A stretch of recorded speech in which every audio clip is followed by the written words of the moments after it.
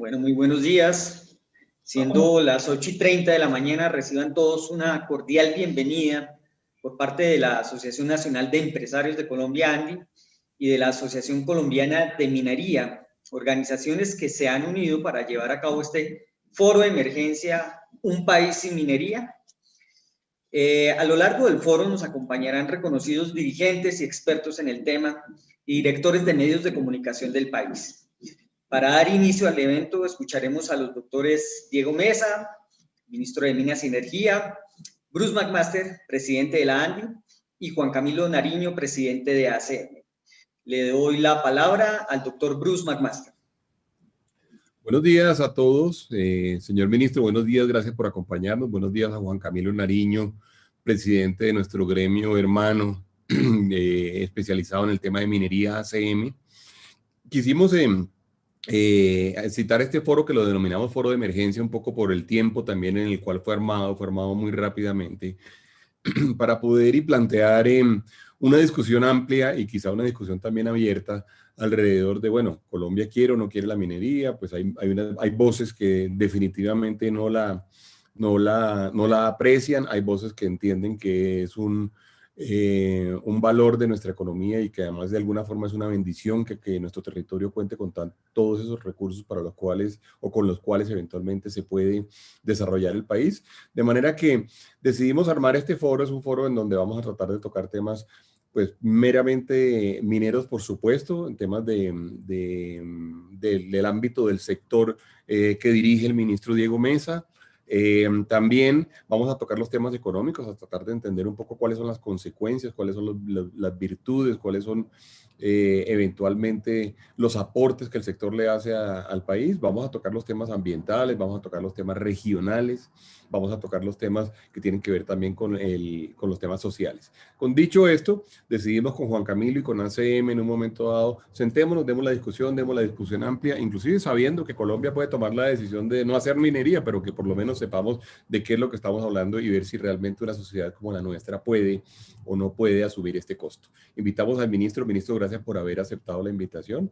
No, yo ahorita voy a hacer una presentación, entonces no me voy a extender más realmente. De manera que, y sé que el ministro además tiene algunos otros compromisos, de manera que vamos a aprovechar que él está con nosotros en este momento. Y ministro, le doy la palabra y estamos pendientes un poco de su tiempo y de su disponibilidad, de manera que, por favor, adelante. Muchas gracias, doctor Bruce. Un saludo especial para usted y para el doctor Juan Camilo Nariño, que nos acompaña en esta apertura de este foro importante. Y pues para todos los que se conectan a esta hora y que nos van a acompañar además en las discusiones. Yo creo, doctor Bruce, que muy pertinente este foro y muy pertinente el nombre que le han dado también. Por lo que usted decía, yo creo que la minería, desafortunadamente, en mi opinión, por desinformación, ha sido estigmatizada, pero aquí no podemos estigmatizar una actividad y una industria que es absolutamente fundamental para el desarrollo económico y el desarrollo social del país.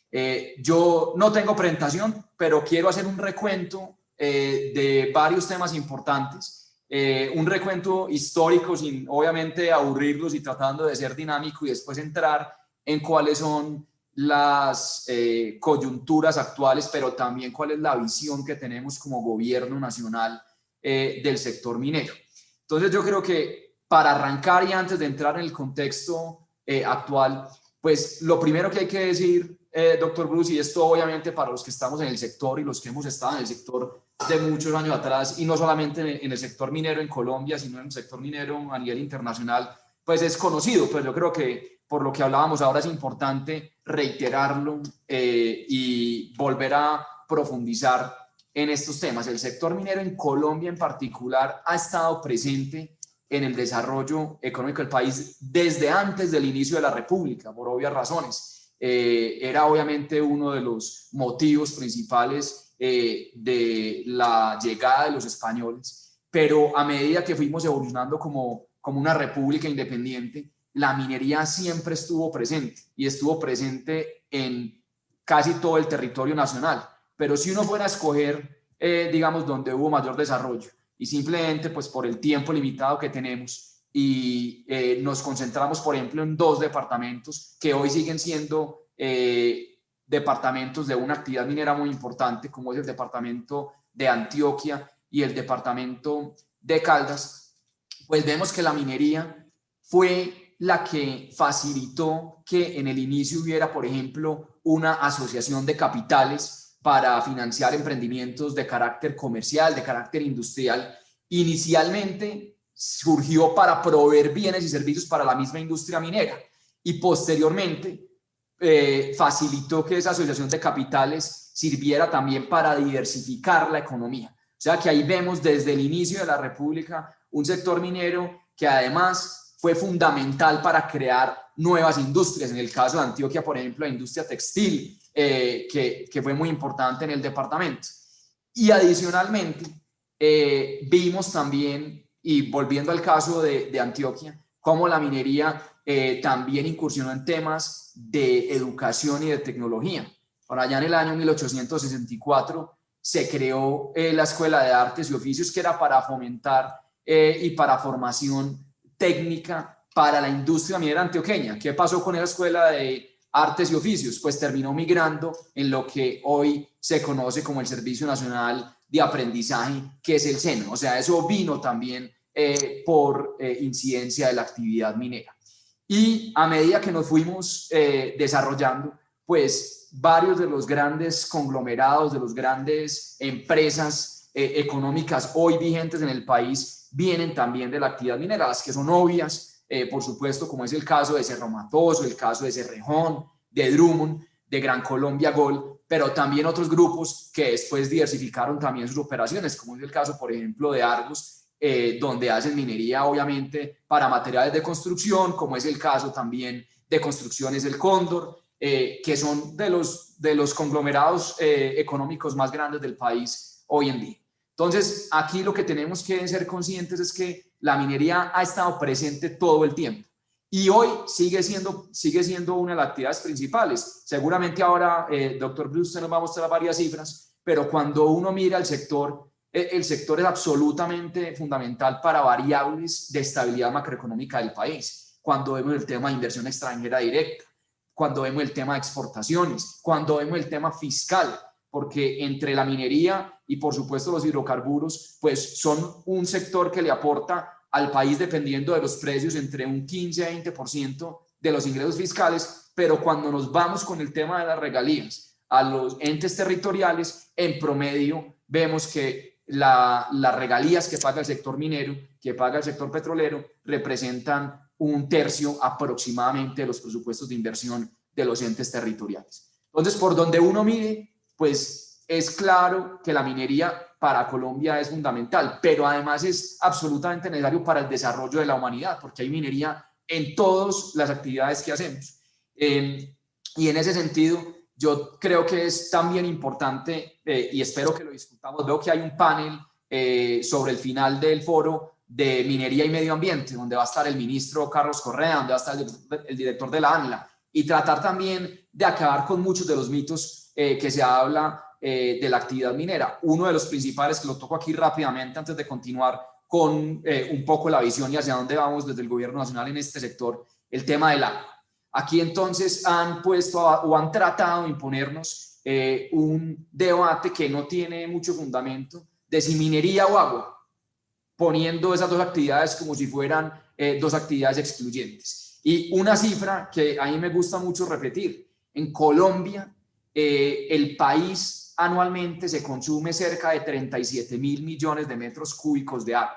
O sea, la demanda anual del país, 37.000 millones de metros cúbicos. De esos 37.000 millones, el sector minero consume el 2% de esa agua. O sea que ni siquiera el sector compite, digamos, por un porcentaje relativamente significativo del agua que consume el país. Pero además, el sector minero, como es el caso del sector petrolero, es de los sectores que tiene unos planes de manejo de agua más responsables con este recurso. Por obvias razones, hay temas de reuso de agua y siempre ve uno nuevas tecnologías para hacer este sector más amigable. Lo vimos, por ejemplo, en la mina de Buriticá, que instaló una de las plantas de tratamiento de agua más modernas de Latinoamérica. Entonces, con ese contexto, doctor Cruz y doctor Juan Camilo, pasemos a en qué estamos hoy. Entonces, el año 2020, obviamente, fue un año muy difícil para el sector minero colombiano. Y nosotros, desde el inicio del gobierno, hemos hablado que queremos tener una diversificación de la canasta minera. ¿Por qué? Porque este ha sido un sector que ha dependido de una manera significativa en un solo mineral, que es el carbón térmico, que es un mineral de unas calidades muy importantes para el mercado internacional, en el cual tenemos una abundancia y una riqueza, es un mineral muy importante, pero tenemos que complementarlo y tenemos que ver cómo ese mineral que tenemos, que pues, es por el cual nos conocen en el mundo, lo podemos replicar la experiencia que hemos tenido en los últimos 30 años con el carbón térmico. Entonces, nosotros hablamos de diversificación de la canasta minera y empezamos a ver oportunidades, sobre todo en minerales metálicos, que son absolutamente necesarios para una de nuestras políticas banderas del sector, que es la transición energética. Entonces, ¿qué pasó en el año 2020? El país, pues obviamente, como casi todas las economías del mundo, tuvo un decrecimiento importante y el sector minero estuvo golpeado de manera más fuerte, porque además de la coyuntura y el doble choque que recibió el tema del carbón térmico, porque tuvo una caída en la demanda de cerca del 5%, la más alta desde la Segunda Guerra Mundial, pues también hubo un impacto en precios muy importante. Y adicional a eso tuvimos coyunturas propias del orden nacional, una huelga la más larga de la historia en Cerrejón, cerca de 92 días por un tema entre el sindicato y la empresa. Tuvimos parada la producción de Cerrejón 92 días, unas suspensiones al inicio de la pandemia en otras de las minas que posteriormente derivaron también en solicitud de renuncia a los títulos. Entonces, nuestro principal producto tuvo una caída de cerca del 42% aproximadamente, y eso obviamente pues causó una caída más significativa en el sector minero comparado con el resto de la economía, que cayó en cerca de un 6.8, el sector cayó en cerca de un 15.7 aproximadamente. Pero cuando vemos las oportunidades, ¿qué ocurrió en los minerales metálicos? Por un lado, el oro. Obviamente este fue un año difícil donde los activos refugio como el oro suben tanto en precio como en demanda de volumen. Vimos que hubo un incremento importante, una demanda a nivel global que se incrementó en cerca de un 20%, con un incremento en el precio correspondiente. Y lo mismo vimos en el caso del cobre. A pesar de la pandemia, la demanda global de cobre subió casi un 2% y hubo un incremento muy significativo en el precio, en un 40%. Cuando nos vamos a ver qué ocurrió en Colombia, vimos que el carbón metalúrgico tuvo un incremento importante, donde las exportaciones subieron cerca de un 12% y obviamente el oro también incrementó en cerca de un 8% su producción. Y ocurrió algo muy importante para la diversificación: entró en operación la mina de Buriticá, que es la primera mina a gran escala subterránea del país. Y vimos que a pesar de que no tenemos obviamente una producción significativa de cobre, tenemos una mina bastante pequeña, que es el Roble, pues vimos que hubo un interés marcado por áreas donde tenemos potencial de cobre. Entonces, eso, digamos, es para balancear una situación muy compleja en el mineral del cual dependemos, pero una situación de oportunidades en los minerales metálicos donde vemos una gran oportunidad. Entonces, ¿qué hemos hecho nosotros para poder continuar el camino de acelerar esa diversificación de la canasta minera? En primer lugar, pusimos en marcha el primer proceso competitivo de áreas estratégicas mineras que no se había dado en el país, y justamente escogimos 5 bloques. Habíamos arrancado con 4, añadimos un 5.º bloque recientemente con potencial de cobre, justamente en los 2 departamentos que son de mayor producción carbonífera, en Cesar y en Guajira. Ya arrancamos con el proceso. Les puedo decir que ya sabemos que hay empresas habilitadas. Estamos esperando en este momento que se acaben de habilitar otras compañías, pero la idea es poder promocionar de manera decidida y de manera contundente ese potencial que tenemos de minerales metálicos. Hemos identificado cerca de unas 12 áreas estratégicas. Cada vez estamos pidiendo al Servicio Geológico que nos identifique otras adicionales, y ahí vamos a tener no solamente cobre y oro, sino también, por ejemplo, fosfatos y otros minerales que sabemos que van a ser demandados de manera importante.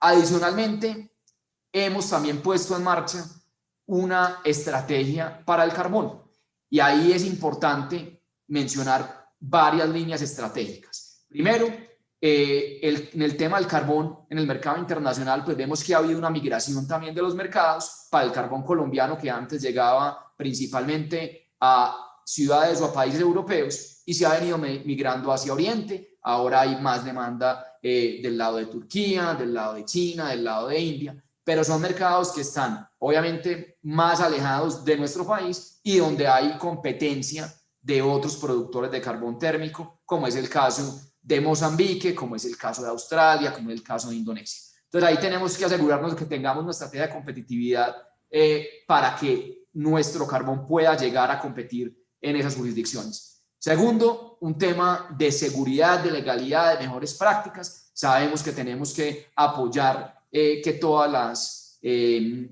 operaciones mineras pues tengan la seguridad necesaria. Sabemos que tenemos unos desafíos importantes en el país, que no son nuevos, pero que, digamos, han resurgido en algunas regiones, y ahí hemos venido trabajando también con el Ministerio de Defensa en una política de seguridad. Y tercero, tenemos que pensar también en una adaptación y en lo que hemos denominado una transición justa, pensando en que si vamos a hacer una diversificación y que en algunas partes del país podemos tener la incursión de nuevas actividades dentro del sector minero o fuera de él, pero que habían sido áreas exclusivamente de operación minera de carbón térmico, pues tenemos que propiciar que haya una transición justa para esas comunidades. Entonces, en el tema de competitividad, incluimos también, por ejemplo, temas de inclusión financiera, tanto para minería a pequeña escala, pero también para ayudarle a grandes empresas. Sabemos que hay una necesidad muchas veces de buscar financiación, no solamente en los mercados de capitales nacionales, sino también en los mercados internacionales, y ahí vemos oportunidades no solamente para promover las zonas tradicionales y buscar nuevos inversionistas para el mercado de carbón térmico, sino que también vemos el coque y el metalúrgico como potenciales mercados que con un apalancamiento financiero pueden crecer de manera importante, y ahí venimos trabajando con unas ruedas de negocio que ha liderado la Agencia Nacional de Minería. El tema de seguridad ya lo hablé, y ahí la parte que complementamos desde el punto de vista más minero técnico es una promoción de mejores prácticas y de debida diligencia en las operaciones. Este es un sector que siempre tenemos que estar innovando en ese sentido. Y la última línea de trabajo de la transición justa, creo que es importante hablar que vamos a seguir apoyando las operaciones de carbón. Yo personalmente he estado dedicado a tratar de atraer inversionistas. Hay mucho interés en esos títulos que hoy están en un proceso administrativo por la solicitud de renuncia, pero se han acercado ya diferentes compañías y vemos que en el mercado asiático en particular el modelo de negocio, si está operado directamente por uno de los consumidores de carbón térmico, pues cambia sustancialmente con lo que venía operando a través de un trader que tienen unos intereses y unos incentivos diferentes. Entonces ahí, digamos, para cerrar el tema de esas líneas estratégicas, en el marco, para ir concluyendo, en el marco que mencioné al inicio de transición energética, definitivamente nosotros somos conscientes que las grandes apuestas que estamos haciendo en cambio climático pues necesitan a la minería indiscutiblemente. Y ahí quisiera hablar de dos áreas. Uno es el tema de las energías renovables no convencionales y el segundo es el tema de la movilidad sostenible, donde la movilidad eléctrica juega un papel fundamental. Y en esos dos aspectos, Colombia se ha venido destacando a nivel regional y a nivel internacional. En el caso de energías renovables, hemos sido ya reconocidos por el Foro Económico Mundial, por el Consejo Mundial de Energía, por la misma ONU que nos ha designado como champions en la discusión de la transición energética. Y ahí, ¿qué hemos nosotros hecho énfasis? Que todos estos procesos requieren de la minería. Y yo lo he hablado en muchos espacios, aquí lo reitero. la producción, por ejemplo, de una turbina eólica.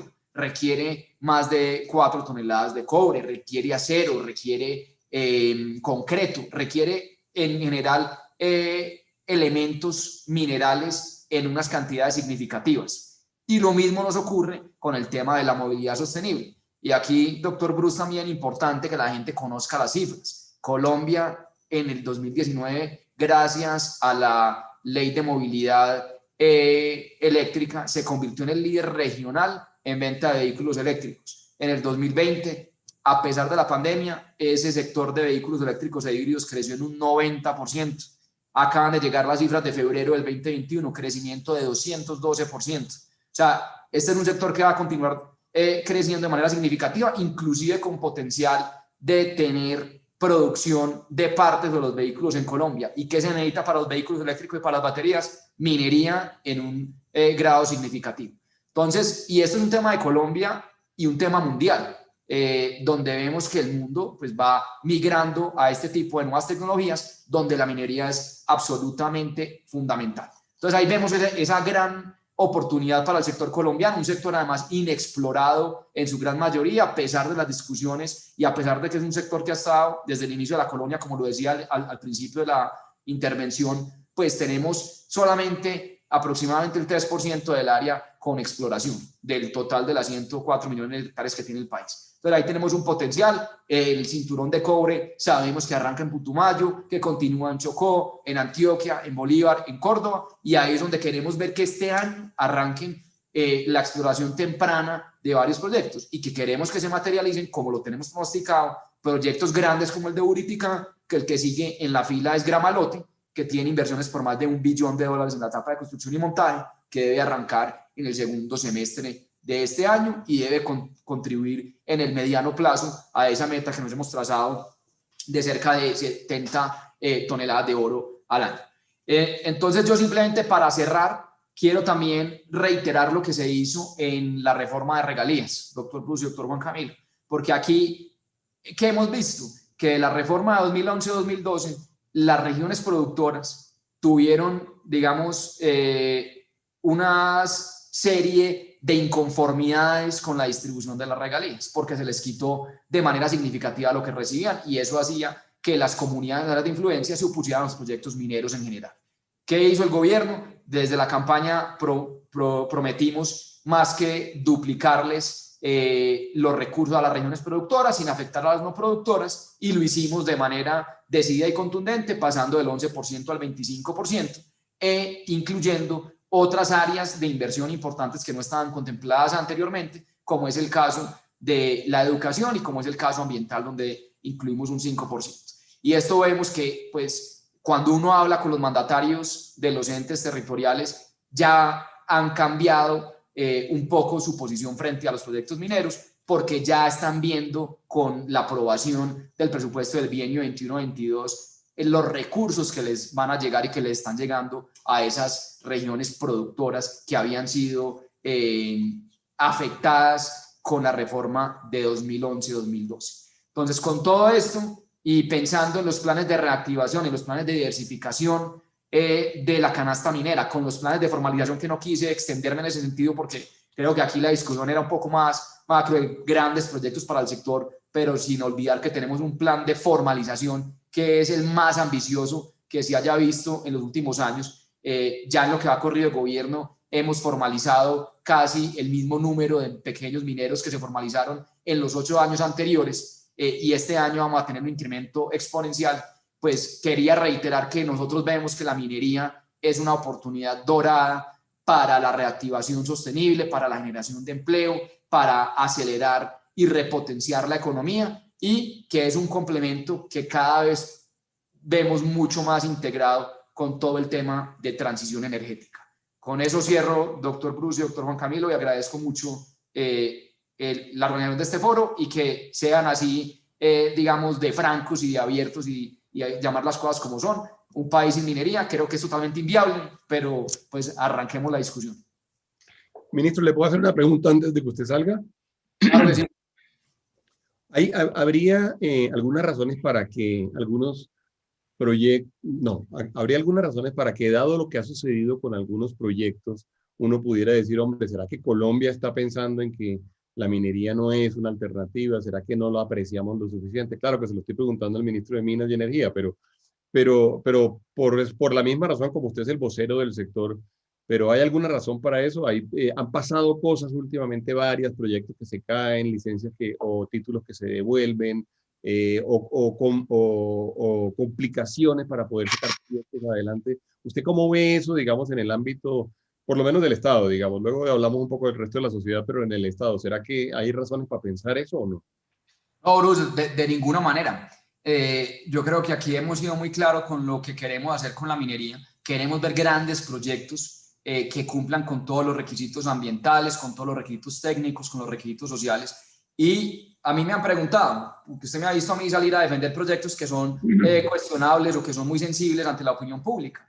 Y yo siempre voy a defender la minería. Obviamente, tengo que respetar que hay unas autoridades dentro de nuestra normativa, como son las autoridades ambientales o la autoridad minera inclusive, que tiene independencia a pesar de estar adscrita al ministerio, y pues ellos tienen que hacer los análisis correspondientes, por ejemplo, en el tema de licenciamientos ambientales, o temas, por ejemplo, de consultas previas cuando estamos hablando de comunidades étnicas, que está esa autoridad en cabeza del Ministerio del Interior. Entonces yo creo que de ninguna manera haya decisiones o haya una percepción por parte del Estado colombiano de cuestionamientos con respecto al sector minero. Creo que lo que ha pasado pues ha sido resultado de unos procesos formales que están totalmente reglamentados en nuestra normativa y que hay que seguir. Pero así como han salido decisiones, digamos, que no han sido favorables para algunos proyectos, hay otras que han sido muy favorables. La ANLA, por ejemplo, a finales del mes pasado le ratificó la licencia ambiental a Cerro Matoso, donde va a poder continuar operando por las próximas 2 décadas sin ningún problema. Tiene unos proyectos de reconversión tecnológica en sus hornos, tiene nuevas áreas que va a explotar. Lo mismo, digamos, ocurrió hace unas 3 semanas con el proyecto de Caldas Gold, donde la ANM prorrogó por 30 años más la licencia para Caldas Gold, que le va a permitir a esta empresa minera que opera en Marmato duplicar la producción de oro, triplicar la producción de plata. Entonces yo creo que pues lo que ha pasado ha sido el resultado de unos procesos donde hay autoridades que tienen independencia y tienen autonomía y que yo como cabeza de sector las tengo que respetar.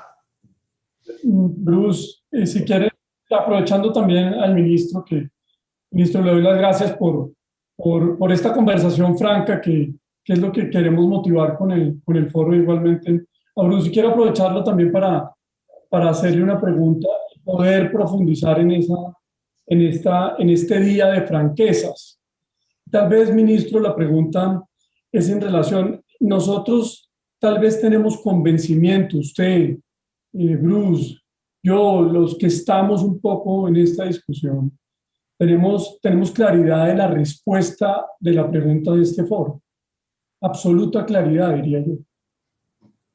Pero siento que ese sinceramiento, esa honestidad de las respuestas en torno a la minería, debemos nosotros, que tenemos las responsabilidades que tenemos y el convencimiento, poder llevar una conversación más franca a distintos sectores de la sociedad. ¿Cómo cree que debemos hacerlo? ¿Cómo podemos responder esta pregunta con franqueza en los sectores de la discusión pública ambiental? ¿Cómo lo podemos hacer en algunos sectores sociales, en algunos sectores políticos de algunas regiones? ¿Cómo cree que podemos sumarnos para eso, para responder de manera franca entre todos, como sociedad, como Estado, esta pregunta? Yo creo, Juan Camilo, que nos toca a todos, tanto al gobierno y a este sector como a la empresa privada, a los gremios, hacer mucha pedagogía, porque con lo que arranqué yo mi intervención, mi opinión personal es que hay mucho desconocimiento en la opinión pública, no solamente, digamos, cuando habla uno del público en general, inclusive de la opinión pública informada, de cuál es el rol que tiene la minería en el desarrollo económico y el desarrollo social del país. Inclusive pensando en el tema de las nuevas generaciones, de los estudiantes universitarios. Y yo creo que tenemos que estar permanentemente haciendo una vocería proactiva del sector minero. Porque, y esto yo lo reflexiono mucho, Juan Camilo, con la pregunta que me está haciendo, cuando va uno a otros países, por ejemplo, de la región, que son también países mineros. Uno ve, por ejemplo, el caso de Chile, que en Chile hay un sentimiento de orgullo con respecto al tema minero. Entonces, y un ejemplo, digamos, muy simple, pero que dice mucho. Nosotros, cuando entró en operación la mina de Uriticá, pues hablábamos de que era el túnel más largo del país, casi unos 35 kilómetros de túneles, 4 veces lo que hay en el túnel de la línea, y esto, digamos, lo contábamos como motivo de orgullo. Pero se va uno para Chile y usted mira la mina del Teniente. La mina del Teniente tiene 3.600 kilómetros de túneles, pero eso es una obra de ingeniería que es de orgullo nacional, que le cuentan a uno gente que no es del sector, cómo allá la minería subterránea opera de manera robotizada, control remoto, y la gente habla de la minería con propiedad y porque sabe que todos los recursos y la razón, una de las razones por las cuales Chile se ha desarrollado ha sido porque ha sabido explotar esos recursos mineros en beneficio de la población. Entonces yo creo que la respuesta suena simple, Juan Camilo, pero en realidad es un tema de pedagogía y pedagogía permanente. Y que no nos dé miedo hablar de minería. A mí no me va a hablar de minería porque soy orgulloso de representar este sector, porque conozco el sector que le aporta al país y por eso soy también muy cuidadoso en hacer la aclaración. Desarrollo económico y social, porque además la sociedad se beneficia todos los días de la minería, pero la gente no lo conoce y la gente cree que la minería solamente trae efectos negativos en el medio ambiente, pero no ven los efectos positivos, no ven la mitigación, no ven que es uno de los sectores más activos en temas de cambio climático, en temas de reforestación, en temas de mitigación. Entonces yo creo que nos toca estar permanentemente sin ser vergonzantes del sector, sino de frente, abiertos, y lo mismo le debería uno pedir a los mandatarios locales, que saben que de ahí vienen los recursos de sus propuestos de inversión. Sí, sí, sí. Ministro, para finalizar, solamente estoy leyendo un poquito los comentarios que hay en el chat y los comentarios del público, y hay algunos donde dicen que necesitamos un gran apoyo del ministerio frente al resto de agencias del Estado. Porque es muy clara, digamos, la posición del ministerio, es muy clara su posición, pero a veces, digamos, con otras agencias del Estado sí terminamos percibiendo pues que parecería que no son amigos de la minería y parecería que no entiendan todo lo que se va a ver en este foro del cual vamos a sacar unas memorias y que vamos a cuidarnos además de poder enviárselas pues a la sociedad como un todo. Y luego está el otro tema que también lo vamos a tocar el día de hoy, es el tema de que está siendo utilizado realmente como un discurso populista. Es muy fácil siempre hablar contra las compañías, es muy fácil siempre hablar contra el gobierno también y contra el Estado. Y se le olvida a uno cuál es el papel que las compañías cumplen en las regiones y cuál es el papel que las compañías cumplen. De manera que muchas gracias, ministro, pero su apoyo sí será fundamental frente al resto de agencias del Estado en la medida en la que se presenten en un momento dificultades o retrasos o inclusive interpretaciones con las que podemos estar en desacuerdo.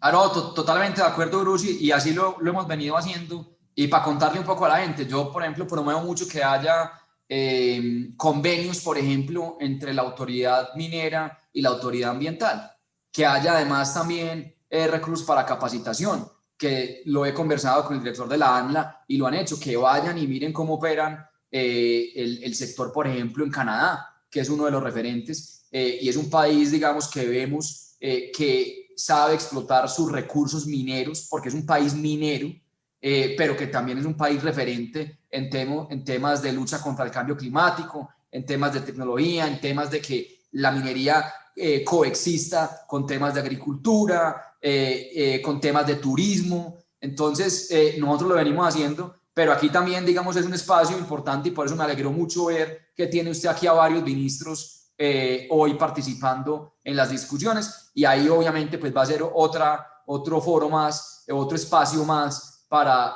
invitarlos a ellos a que vean este sector como un sector de oportunidades, que es lo que realmente es hoy y ha sido a través de toda nuestra historia. Muy bien, ministro, pues muchas gracias, de verdad que sí, y dependemos muchísimo, digamos, de toda la gestión que usted nos acompañe, en la cual usted nos acompañe para poder sacar todos estos proyectos que todos por cierto, van a tener inmenso impacto en muchísimos frentes, como vamos a ver ahorita en las presentaciones. Gracias, ministro. Eso, Bruce y Juan Camilo, muchas gracias. ministro, y le agradezco mucho su participación. Muchas gracias, doctor Nariño. Bien. Bien, agradeciendo nuevamente al ministro Diego Mesa, le damos la palabra al doctor Bruce McMaster, presidente de la ANDI. Sí, gracias Juan, y gracias Juan Camilo también. Yo voy a intentar compartir pantalla ahorita porque... ok, perdón un segundito porque tengo una presentación que quiero mostrarles. Ok. Bueno, creo que ahí se ve, pues, Juan Camilo, ¿me cuentas? ¿Lo estás viendo? Sí, lo estoy viendo. Si quieres, ponlo, por favor, en pantalla completa. Sí, señor. Bueno, muy bien. Me está pidiendo una instrucción. Ok, aquí está ya. Listo, vamos a hablar rápidamente, inclusive algunas cosas las comentamos con el ministro, le tomamos inclusive algún tiempo a nuestras presentaciones en aras de poder tener esta conversación con el ministro que nos parece, pues probablemente fue inclusive más valioso que lo que podamos nosotros decir, pero para que nos pongamos en contexto, Colombia, ¿de qué estamos hablando de cuando decimos que Colombia es importante? El 1.6% del sector minero lo produce, perdón, del PIB colombiano lo produce el sector minero. Es decir, estamos hablando cerca de 15 billones de pesos. Cuando hablamos del sector minero, energético como un todo, estamos hablando de 6.7% de la economía. Estamos hablando de 66, 67 billones de pesos. En cuanto a impuesto de renta, el 2.7% lo produce el sector minero. El 25% de los ingresos de la nación lo produce el sector minero energético. Y fíjense ustedes, en el año 2020, la minería representa el 11.7% de la inversión extranjera directa y el 11.8% de las exportaciones. Este dato de extranjera directa es de inversión extranjera directa es muy importante, porque además este sector tiene la característica de que tiene una necesidad de estar haciendo las inversiones permanentemente, de manera que siempre, además de que se producen exportaciones, usualmente se están recibiendo dólares importantes de parte de los inversionistas internacionales que están básicamente siguiendo desarrollando cada uno de sus proyectos. Fíjense ustedes, si hablamos del sector minero energético, es decir, incluimos también petróleo y demás, estamos hablando de que el 33% de la inversión extranjera directa proviene del sector como un todo. Es sin duda un motor de desarrollo y para que nos demos una idea nosotros de lo que ha sucedido en Colombia, durante el año 2000 al año 2020 se han recibido cerca de 200.000 millones de dólares en inversión. 200.000 millones de dólares, 197 millones de dólares se han recibido en los últimos 20 años. Fíjense ustedes cómo en el sector minero energético estamos hablando de cifras significativamente mayores. La inversión extranjera directa, la minería representó el 15.6% en este periodo y en la totalidad del sector el 44%. Fíjense ustedes, a la derecha tienen ustedes un pie donde se reparte además por sectores. Entonces, manufacturas 15%, minería 15.6%, sector petrolero 28.8%, establecimientos financieros ven ustedes. En fin, ahí esa es como la distribución de lo que se ha logrado en términos de la inversión extranjera directa. Sector minero, fíjense ustedes cómo ha habido años inclusive en los cuales se está hablando del año 2020, 1.6%, pero ha habido años en los cuales hemos estado o se ha logrado una inversión de cerca del 3% del Producto Interno Bruto. Y el minero energético como un todo, les decía yo al principio, estábamos hablando del 6.7% y en algún momento llegó a ser hasta el 14% del PIB en términos de su participación. Este dato es importantísimo porque este dato es la principal fuente de financiación de muchísimas de las capacidades de inversión que tienen las regiones. Y fíjense ustedes lo que se ha venido presentando en términos de regalías pagadas por la minería y regalías pagadas por hidrocarburos. En realidad esta fuente es una fuente que además las regiones aprecian muchísimo. En eso lo que dijo el ministro es cierto. Qué bueno que se produjo la reforma al sistema de regalías, porque de alguna forma le terminó dando en forma directa un canal por el cual las regiones pueden acceder a recursos además de libre disposición desde el punto de vista de inversión, pueden tomar sus decisiones en términos de inversión, pero vean ustedes cómo En el año 2019 estamos hablando de 2.5 billones de pesos. En el año 2005 eran solamente 620.000. Hoy en día esta es la principal fuente de inversión de los entes territoriales. Estamos hablando aquí minería y fíjense cuando le sumamos hidrocarburos lo que termina sucediendo. Hubo años inclusive de 8.5%, de 8.5 billones de pesos, perdón, y estoy hablando del año 2012, pero en todo caso, en el año 2020, fíjense ustedes, 4.2 por cuenta del petróleo y 2.5 por cuenta de la minería. Para el gobierno nacional central, fíjense ustedes, termina siendo adicionalmente, y aquí aparece la suma de las dos cosas, pagados la renta más las regalías mineras. Fíjense ustedes, teníamos los 2.5 de los cuales les hablé ahorita, estoy hablando del año 2019-2020, y 1.1% de impuesto de renta. Es decir, para el país, para la nación, para la capacidad que tenga el Estado de hacer inversiones, esto es valiosísimo. Y a la derecha tenemos el dato de minería e hidrocarburos, 6.9 billones relacionados con impuestos de renta y regalías 7.5. De manera que lo que tenemos es en realidad la principal fuente de ingresos para el Estado. Ahora, uno oye permanentemente discursos que dicen, tenemos que diversificar esto. Claro, eso es cierto, tenemos que buscar otras fuentes de ingresos para los entes estatales. Pero la forma de diversificarlo no es disminuyendo estos rubros para que al final en la línea total participen menos. No, la forma es creciendo el resto de sectores. Qué bueno que Colombia tenga la posibilidad de contar con esta base de ingresos estatales que nos han servido para tantas cosas, pero nos tienen que servir para muchas más.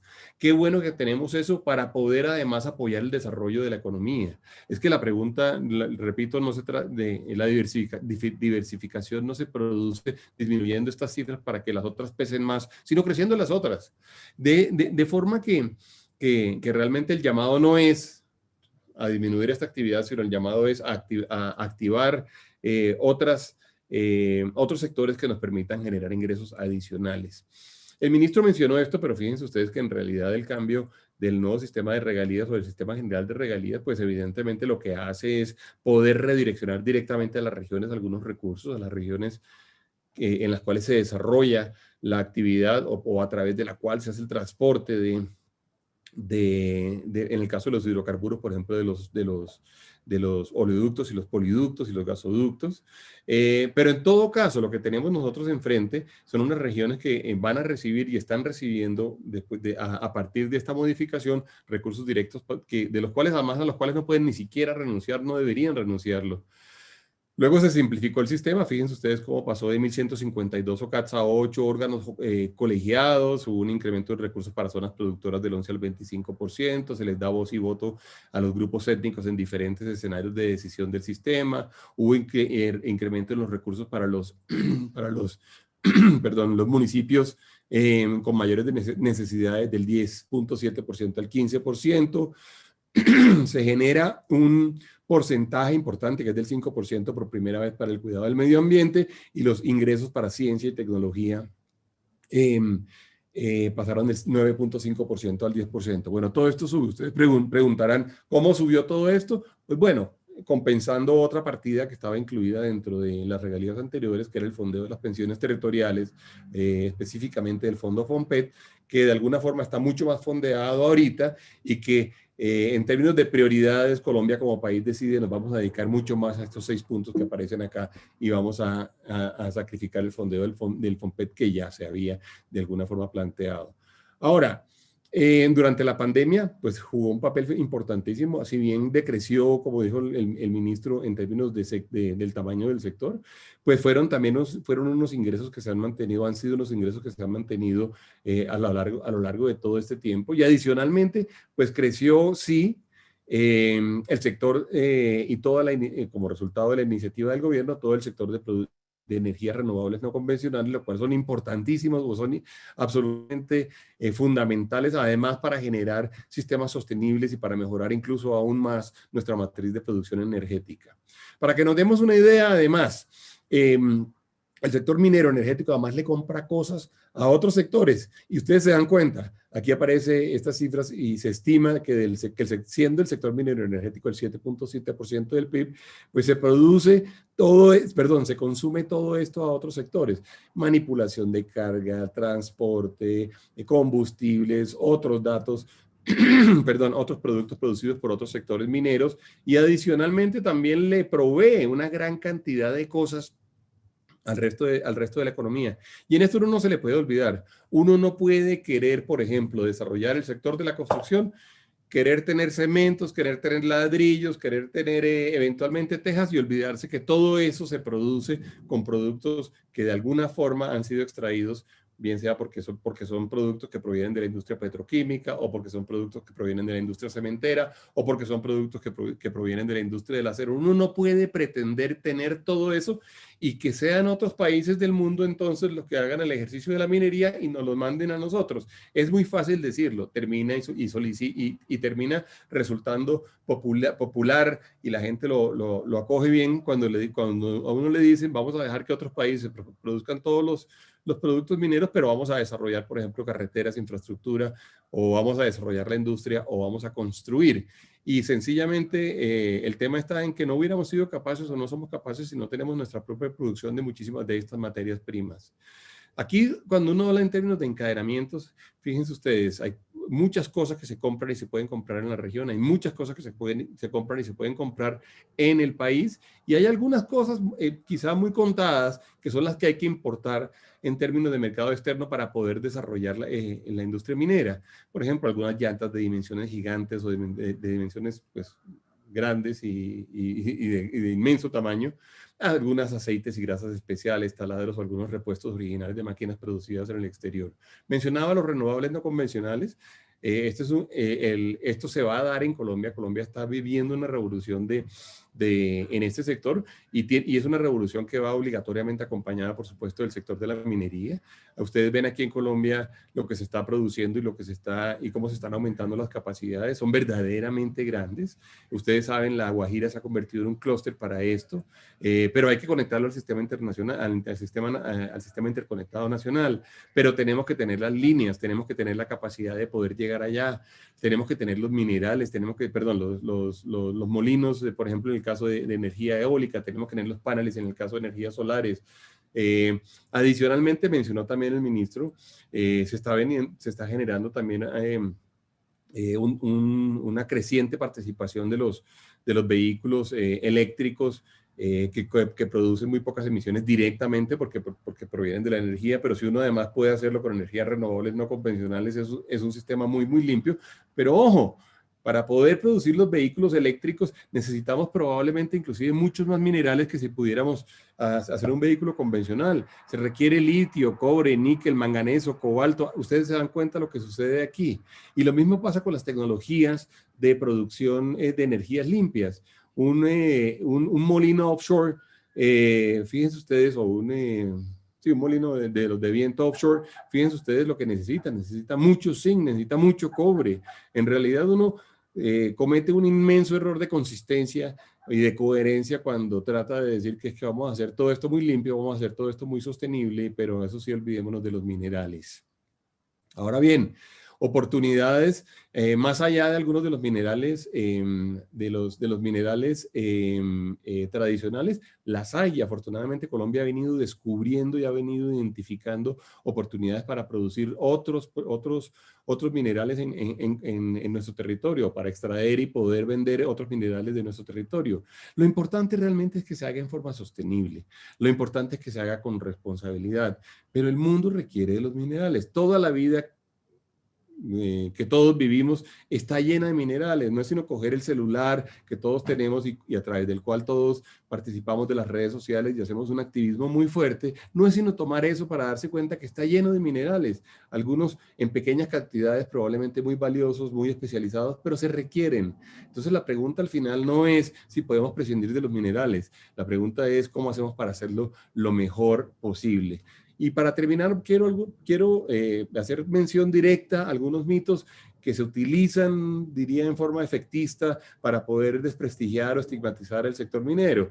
Por ejemplo, se dice que el sector minero es responsable de la deforestación de Colombia, y eso no es cierto. Realmente la deforestación en Colombia está mucho más relacionada con la extracción ilegal de minerales, que no es la que nosotros, por supuesto, defendemos, con tala de bosques, con conversión de áreas que son boscosas en áreas agropecuarias, con incendios, con procesos de colonización ilegal. Ahí hay un tema gigante, digamos, sobre el cual tenemos que trabajar. El gobierno es muy consciente de ello. Por ejemplo, se dice que el agua o la minería, que se plantea el dilema que planteó inclusive el ministro entre agua y minería y entre agua o hidrocarburos. Y fíjense ustedes cómo realmente la minería y los hidrocarburos no son los grandes consumidores de agua. El gran consumidor de agua, por supuesto, es el sector agropecuario y el sector piscícola. La misma industria consume el 12% del agua.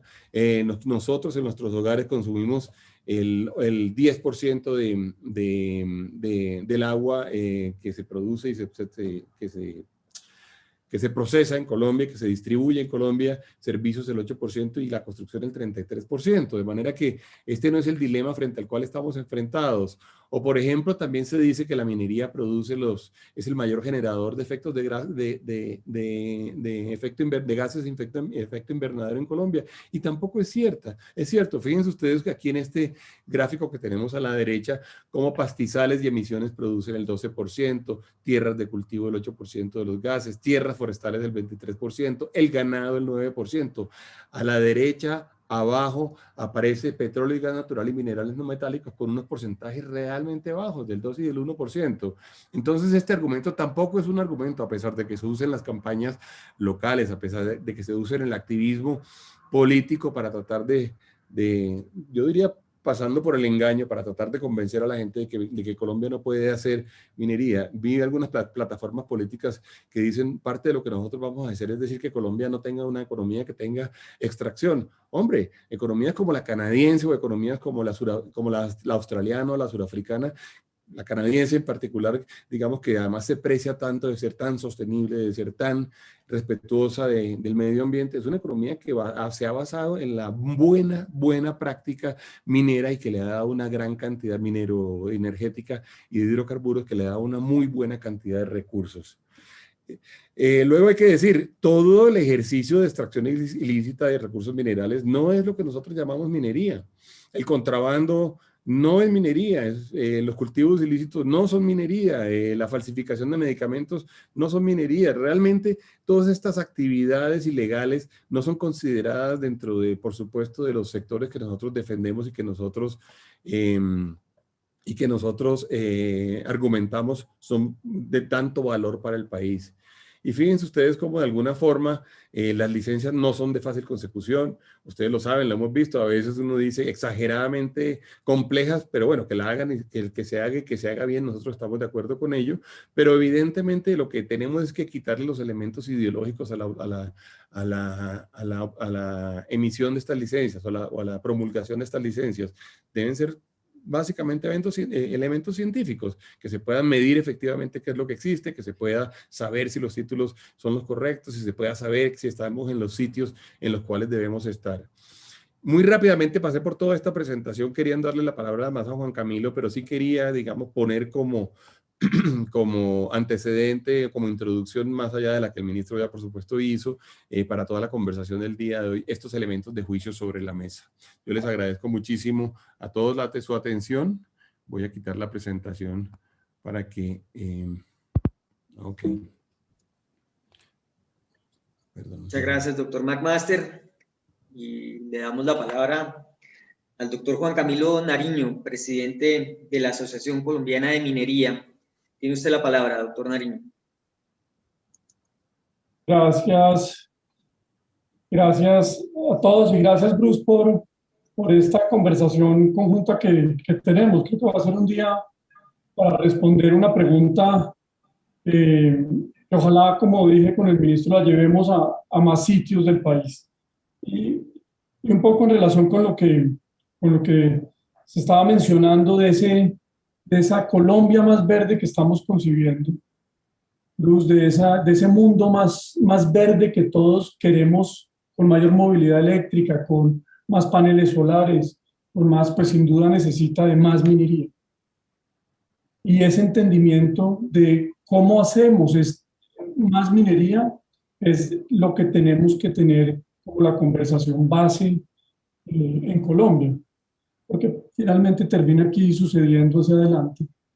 Y es un poco la decisión de si terminamos convirtiéndonos en importadores netos de minerales o terminamos aprovechando una riqueza que es de todos los colombianos y que ha generado estabilidad social, económica y fiscal para Colombia y para muchas regiones del país. Déjenme yo, tomando las palabras de Bruce, quiero profundizar en algunas cifras, porque me parece importante profundizar en ellas para eso, para responder a la pregunta del foro. ¿Un país sin minería es posible? ¿Colombia sin minería es posible? Entonces déjenme, yo voy a los números un poco a riesgo de ir en contra de lo que Bruce y todos un político conservador de hace ya un tiempo decía. Es que la estadística es aquello con lo cual o sin lo cual siempre quedamos tal cual. Pues eso en la minería, ir yendo en contra de eso, no es así. Tenemos con los colombianos que entender el impacto social y económico que este sector económico tiene para el país. Entonces déjenme yo profundizo en lo que Bruce estaba mencionando. Y en relación con la renta, haciendo un poco un ejercicio de profundización de la renta, y es, bueno, ¿cuánto aporta por cada 1.000 pesos de valor agregado la minería en renta al país? ¿Y cuánto aportan los otros sectores económicos? Y ahí uno empieza, por supuesto, a ver cosas de la mayor importancia. La minería es el tercer sector que por cada 1.000 pesos de generación de valor agregado le aporta al país. Eso es 5 veces más que la agricultura, 2 veces más que el sector de servicios y el sector de la construcción, 15% más que el sector de comercio y la manufactura, estando adelante de la minería, el sector de la electricidad y petróleo. Es decir, en materia del aporte de renta en su relación con el peso en el Producto Interno Bruto, la minería aporta de una manera muy significativa más que otros sectores económicos. Y cuando uno mira eso en relación ya con las cifras duras, no en proporción, pues son unas cifras importantes. En los últimos 10 años, la minería le ha aportado al país, ya sumando regalías, sumando el impuesto de renta, sumando otros impuestos, una cifra cercana a los 30 billones de pesos. Y en promedio, en los últimos 3 años, eso ha sido algo cercano a los 4.5 billones de pesos anualmente.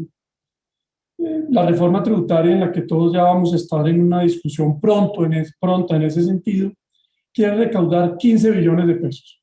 Entonces, la minería en un año en promedio aporta 4.5 billones al país, a las rentas del país.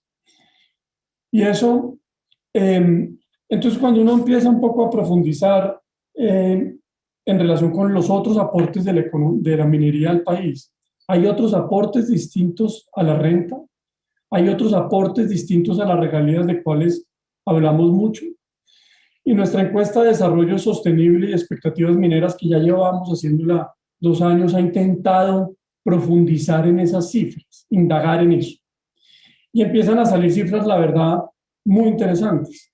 Es en relación con un año de operación minera en el país que compra, es decir, para mantener las operaciones mineras en el país, ¿qué se necesita? ¿Cuánto invierten las compañías en el país? En el año 2018 la encuesta nos dio que eso es una cifra de 13.2 billones de pesos. Y en el año 2019, 14 billones de pesos. El 83% de ese monto se le compra al país. De tal forma que aquí un poco en esta discusión de esa narrativa de los falsos mitos que la minería no deja nada, pues le deja 14 billones, el 83% de 14 billones en compras nacionales, en compras regionales, pero sobre todo también en compras locales. Esto es lo único que dicen estas cifras detrás, es la enorme capacidad que tiene la minería en un año para jalonar la economía nacional, las economías locales, pues la economía nacional y la economía regional. Cuando uno mira un poco y profundiza en esto, en los estudios de FEDesarrollo dice que por cada peso que invierte la minería, se generan, se multiplican, se jalonan en 2.44%, 2.44 pesos adicionales otros sectores.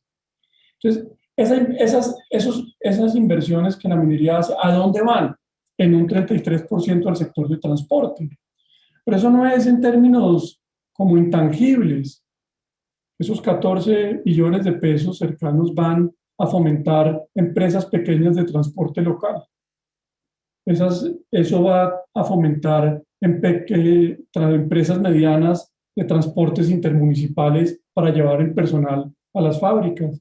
El 19% de eso va para la industria, fomentando el ejemplo más claro de pequeñas empresas con mano de obra femenina en materia de hacer uniformes, o la industria metalmecánica cada vez también con un valor agregado mucho más grande y mucho más especializado, y así en servicios, construcción, inversión en materia eléctrica.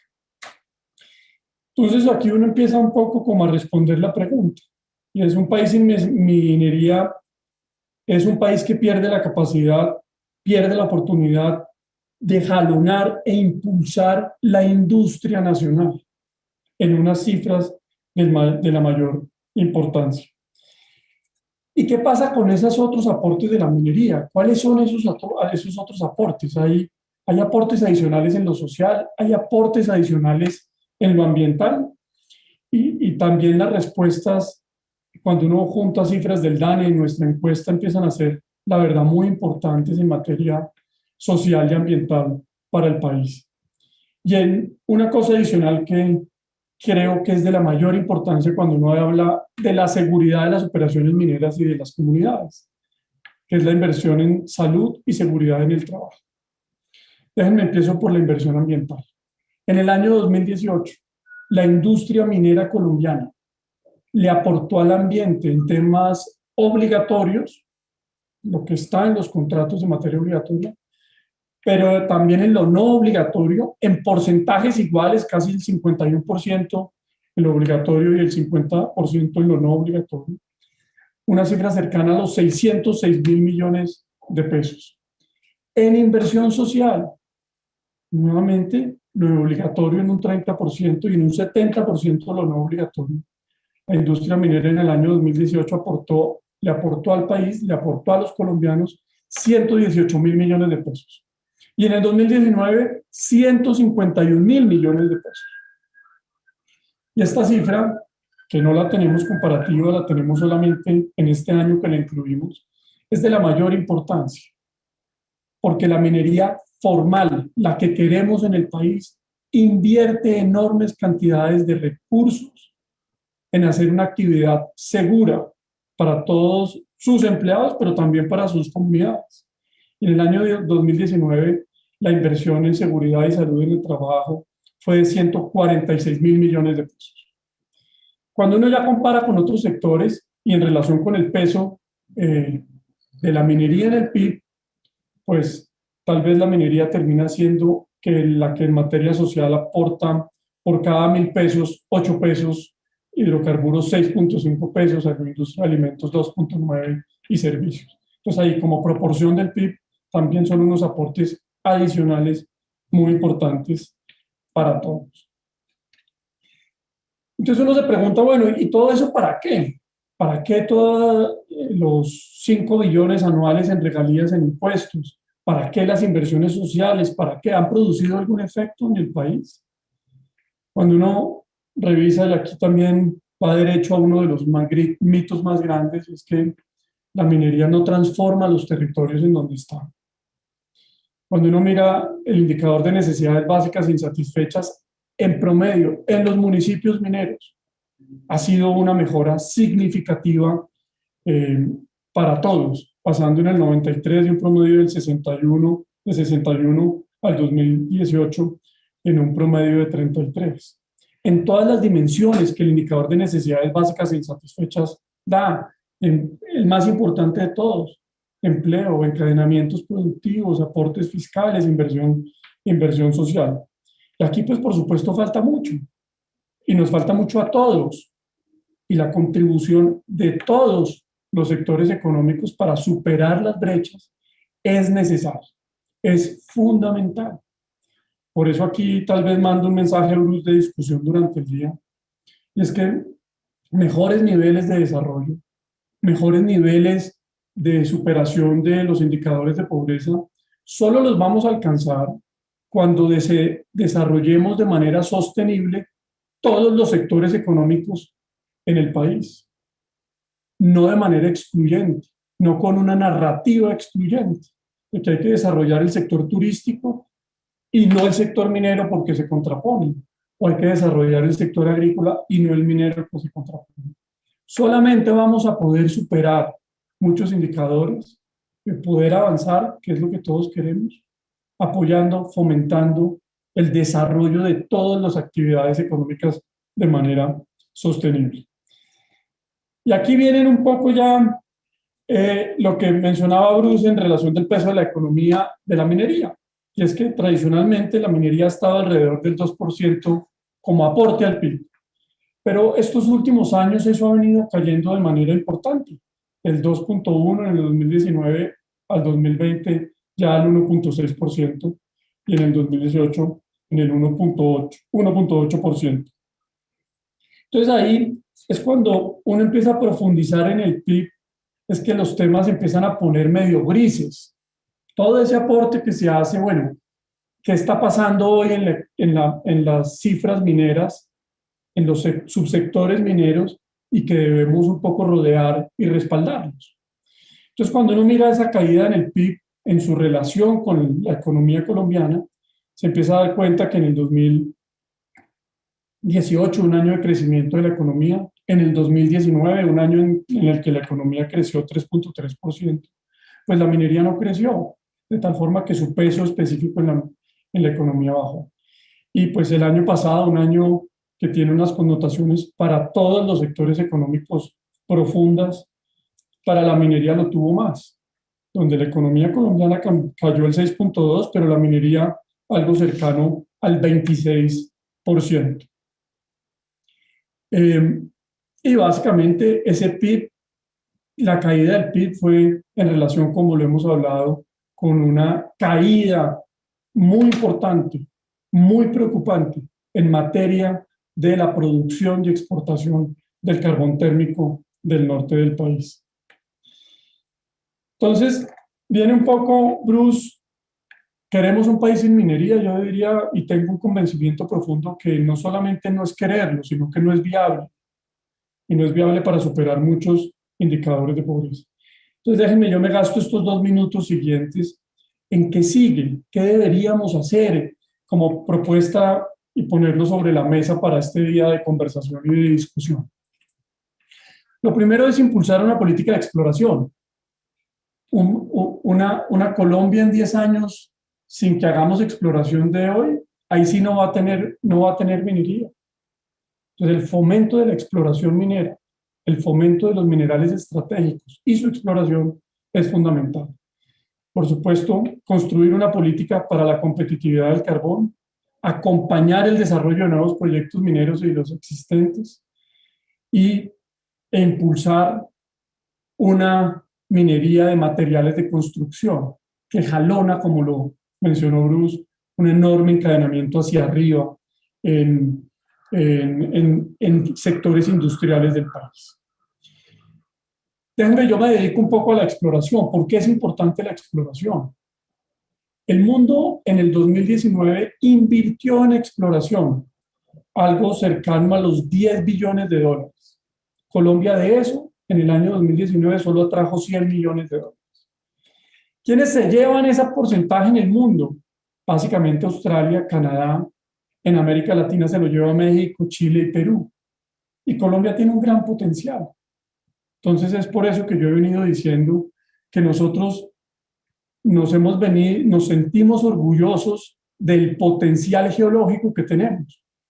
Y en todos los foros uno ve a todos sintiéndonos muy orgullosos. Yo soy el primero que me he sentido orgulloso y lo sigo estando.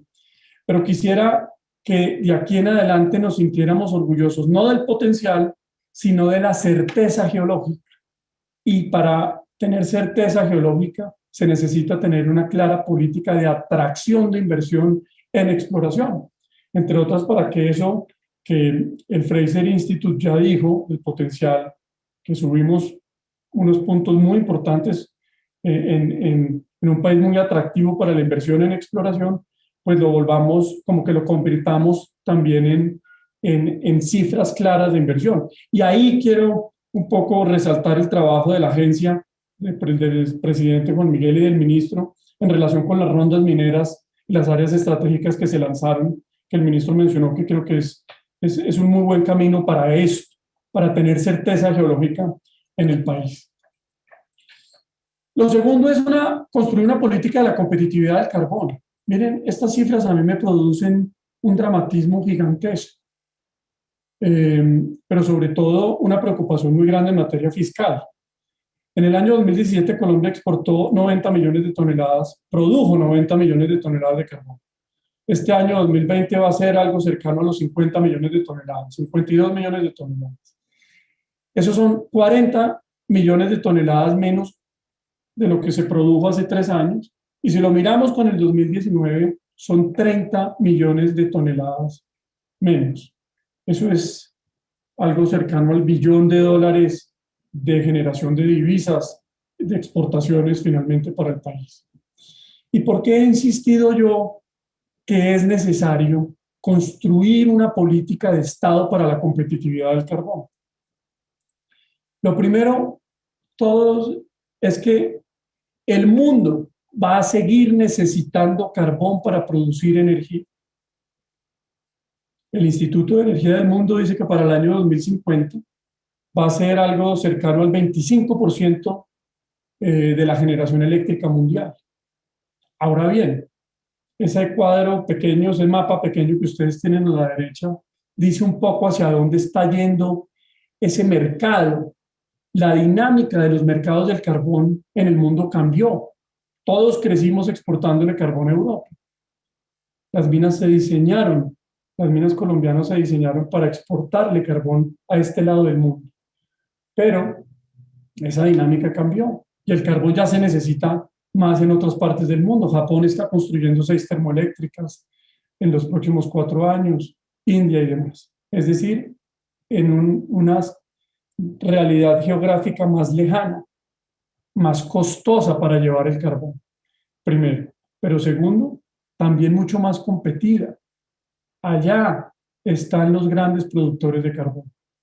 Australia con 240 millones de toneladas, India con 200 millones de toneladas que lo produce todo, se lo consume todo, Indonesia con 450 millones de toneladas. Entonces es muy importante sentarnos como Estado a pensar cómo ganamos competitividad para llegar a esos mercados. Y esta gráfica de la izquierda con unas líneas un poco borrosas dice mucho. Miren, en el año 2018-2019, la línea azul es el valor de una tonelada de carbón puesta en el puerto colombiano. Las otras son el valor de esa misma tonelada puesta en los otros puertos que producen carbón, en la India, en Sudáfrica, en el sur de la China y demás. Había un diferencial en competitividad muy importante en los años anteriores. Colombia se había caracterizado por tener operaciones muy eficientes en materia de carbón. Y lo que ha venido sucediendo en estos 3 últimos años es que los otros países, entendiendo esa dinámica del carbón, han hecho esfuerzos significativos en ganar competitividad. Y miren ya en esto, en abril, mayo, junio de este año ya, del año anterior, cómo esa competitividad es muy estrecha. Por eso la importancia de la política para la competitividad. Déjenme sigo el apoyo de proyectos existentes y los proyectos nuevos. Y esto no es un futuro pluscuamperfecto. Esto es una realidad de inversión en el país que está a la vuelta de la esquina. Por eso la importancia, y ya me canso de insistir, en que debemos rodear esas inversiones que van a llegar en materia de cobre, en materia de oro, que van a llegar no lejos en el tiempo, van a llegar este año, incluso los primeros meses del siguiente, que suman una cifra cercana a los 2.3 billones de dólares y que le van a poner a la economía colombiana en los próximos 20 años 550.000 onzas de oro adicionales.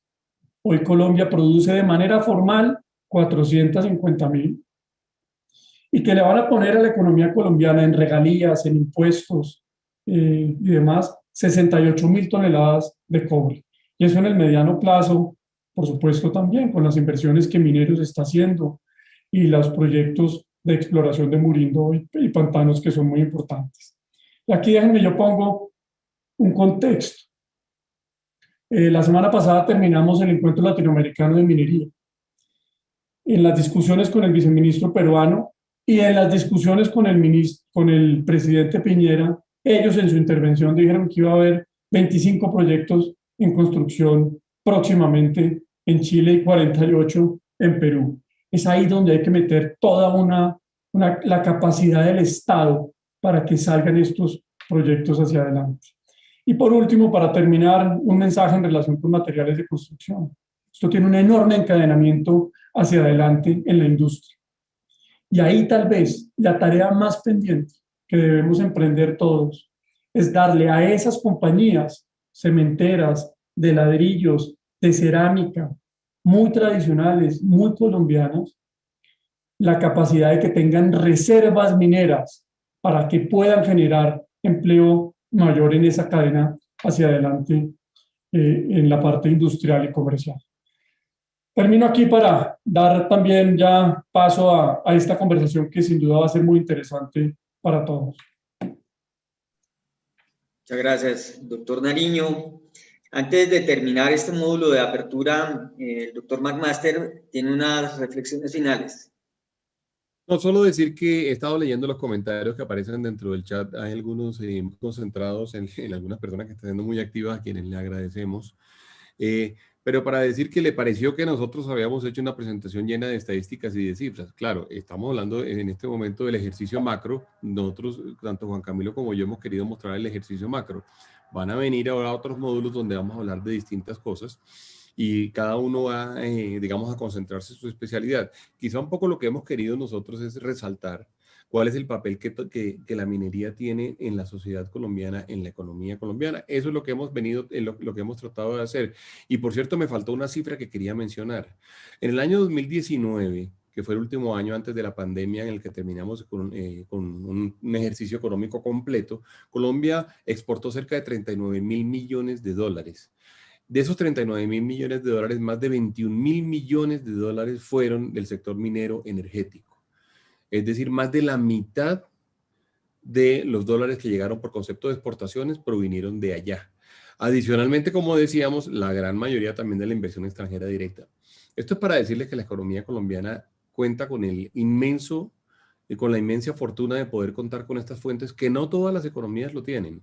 Hay muchas economías que no tienen la posibilidad de hacer un buen aprovechamiento de este recurso, que es escaso, claro que es escaso, que tenemos que invertirlo en la sociedad, claro, que ojalá lo invirtamos y no nos lo gastemos, también, que lo hagamos con gran responsabilidad en términos de sostenibilidad, también, pero la pregunta al final es cómo hacemos para aprovechar para la sociedad, para la economía, para el desarrollo social, como decía Juan Camilo, para la inversión social, ¿cómo hacemos para aprovechar este recurso que no todos los países tienen? Esa es la oportunidad que tenemos. Y eso es un poco también el llamado que hacemos, a que de alguna forma no se juegue, diría yo, sin elementos científicos, con eventualmente la reputación de algo que ha terminado siendo para muchos realmente más bien una gran virtud y una gran ventaja y no una desventaja, que es de alguna forma lo que nosotros hemos venido argumentando. Nuevamente, esperamos que tengan que el resto del día sea muy interesante para ustedes. Estaremos luego colgando presentaciones, nos están preguntando por las presentaciones.